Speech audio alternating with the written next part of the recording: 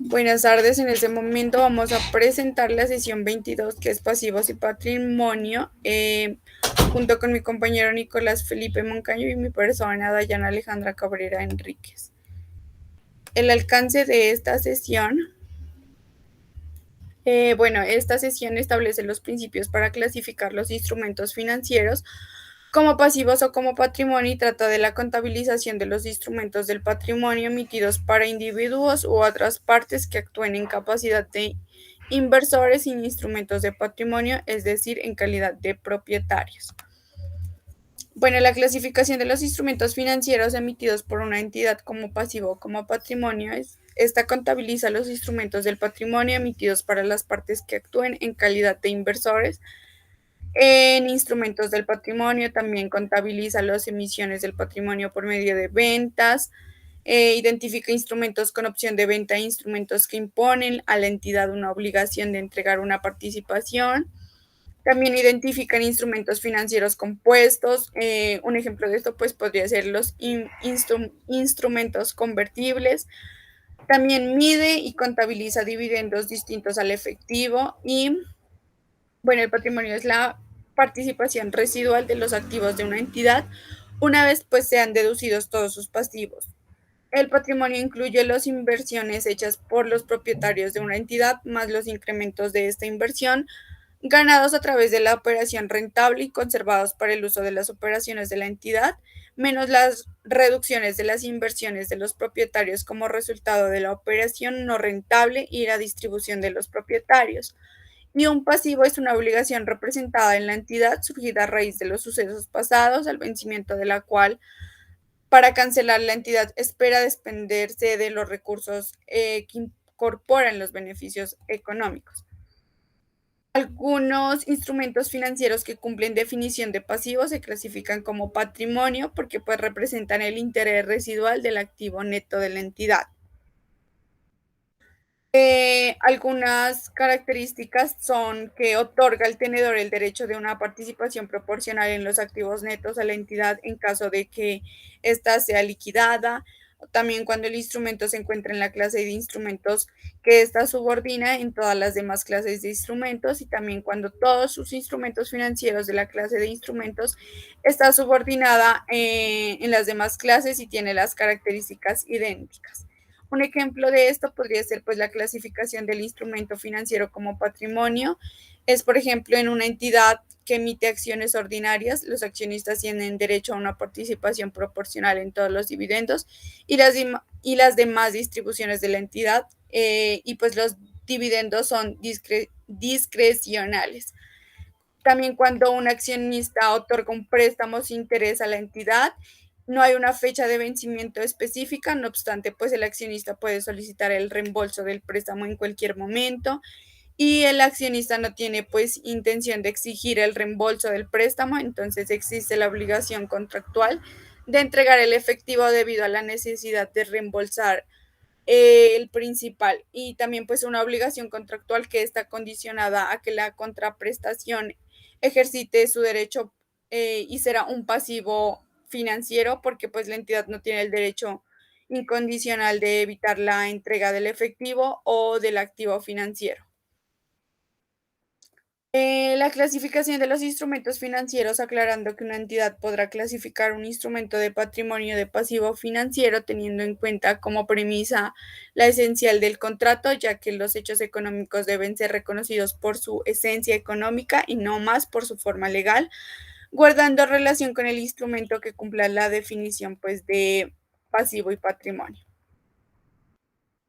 Los instrumentos del patrimonio. Si la entidad recibe efectivo u otro recurso antes de que se emitan los instrumentos del patrimonio y no se pueda requerir a la entidad el reembolso del efectivo o de otros recursos recibidos, pues la entidad reconocerá el correspondiente incremento en el patrimonio de la medida de la contraprestación recibida.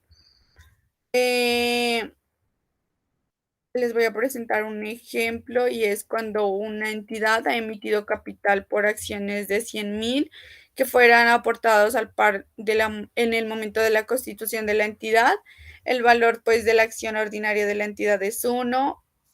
por acción. En la fecha posterior, la entidad ha emitido otros 50.000 acciones ordinarias a 5 por acción con una prima. Entonces, la acción se emite por efectivo a 100. eh,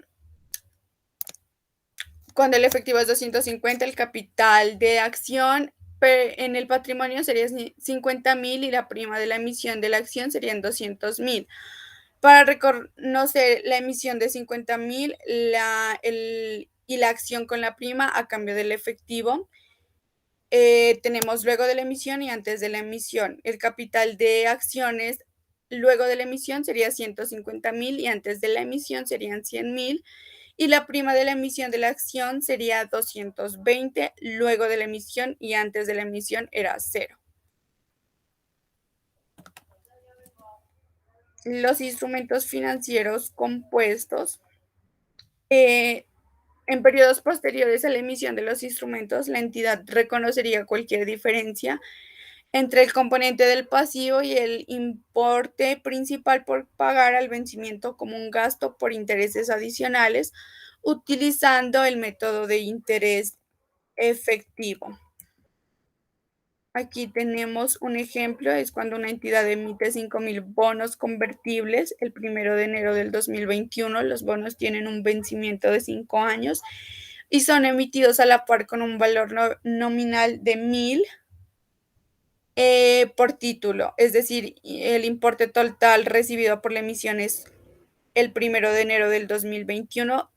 Son 5 millones, el interés se paga anualmente al periodo vencido al 5% y cada bono es convertible a la opción del tenedor en 100 acciones que tienen un valor a la par de 1. En cualquier momento, pues hasta el vencimiento, cuando los bonos son emitidos, la tasa de interés dominante en el mercado para instrumentos de deuda similares sin opción pues, de conversión es del 8%. Y el 1 de enero del 2021, al momento del reconocimiento inicial, el importe del componente del pasivo sin medir el primer valor razonable similar que no tenga una opción de conversión. Luego, el componente del patrimonio se medirá según la diferencia entre el importe recibido por la emisión del bono y el componente del pasivo. Y el valor razonable del componente del pasivo al momento de emitir el instrumento se calcula al valor presente de los flujos de efectivo de un pasivo similar que no tenga la opción de conversión y se descontará usando la tasa de interés por mercado para bonos similares que no tengan derecho pues a la conversión.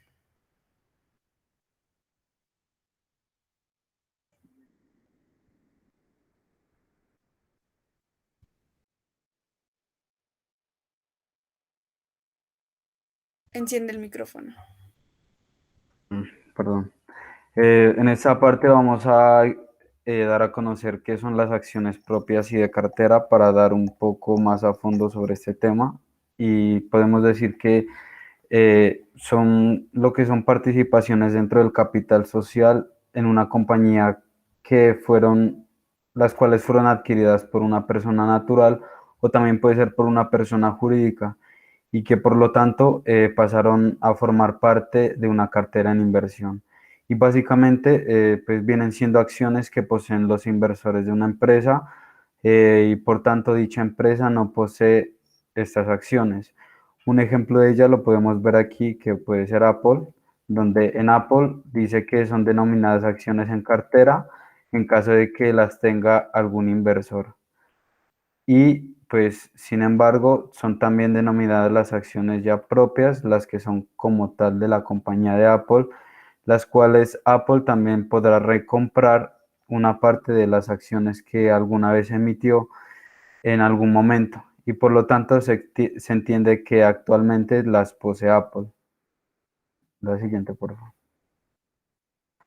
Luego ya vamos a dar a conocer lo que son las acciones propias en cartera, que las acciones propias en cartera son instrumentos de patrimonio que después de una emisión han sido readquiridas y el valor razonable de esta contraprestación o también un pago va a ser entregado por dichas acciones propias en cartera y esto se lo deducirá del patrimonio.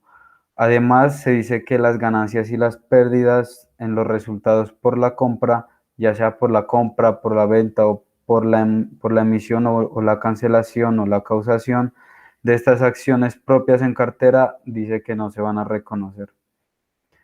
Enseguida viene lo que son la siguiente, por favor, las distribuciones a los propietarios, en donde nos dice que una entidad reducirá en el patrimonio el importe de las distribuciones a los propietarios del patrimonio, que vienen siendo aquí los tenedores de los instrumentos del patrimonio neto y de cualquier beneficio fiscal relacionado. También hay situaciones en las que la entidad distribuye otros activos, como lo son el efectivo o como dividendos a los propietarios, y en estos casos en los que la entidad pues está obligada a distribuir a los propietarios pues activos diferentes al efectivo, dice que se reconocerá un pasivo y el pasivo también se medirá al valor razonable y pues al valor razonable, pero de los activos a distribuir. Y se realizará esto al final de cada periodo del que se informe. Y de esta manera también en el momento de o que es la liquidación, la entidad revisará y ajustará lo que es el importe en libros. El importe en libros, pero del dividendo a pagar, para que de esta manera se reflejen los cambios en el valor razonable que anteriormente mencionamos, el valor razonable de pues, los activos a distribuir, y se reconoce cualquier variación en el patrimonio como un ajuste de la distribución. Luego, a continuación, vamos a ver pues, lo que son, dice que son participaciones no controladoras. Entonces, se entiende que estas participaciones no controladoras es el patrimonio de una subsidiaria que no es atribuible directa o indirectamente a la controladora. Y a continuación veremos dos ejemplos. En el primero, en donde la sociedad adquiere el 60% de una sociedad F, en donde hay una relación directa, porque M está adquiriendo de F el 60% pues de qué es de las inversiones de esta otra entidad, y hay una relación directa. En cambio, en la segunda, el segundo ejemplo es una relación indirecta, en donde la sociedad M dice que adquiere de la sociedad F el 60%, y dicha sociedad controla a su vez a la sociedad G. Entonces se podría decir que entre G y F hay pues una relación indirecta, porque hay un intermediario o algo que lo relaciona, que pues en este caso es F. Después vienen lo que dice participaciones no controladas, no controladoras y transacciones en acciones subsidiarias consolidadas, en donde dice que lo que son las participaciones no controladoras, en lo que concierne a lo que son los activos netos de una subsidiaria, serán incluidos en el patrimonio de los estados financieros consolidados. Y de esta misma manera, los cambios en estas participaciones pues, de las controladoras en una subsidiaria que no den lugar a lo que es una pérdida de control. Y un ejemplo de esto son las transacciones con tenedores de instrumentos de patrimonio en su capacidad de tales. Y estos serán tratados por la entidad.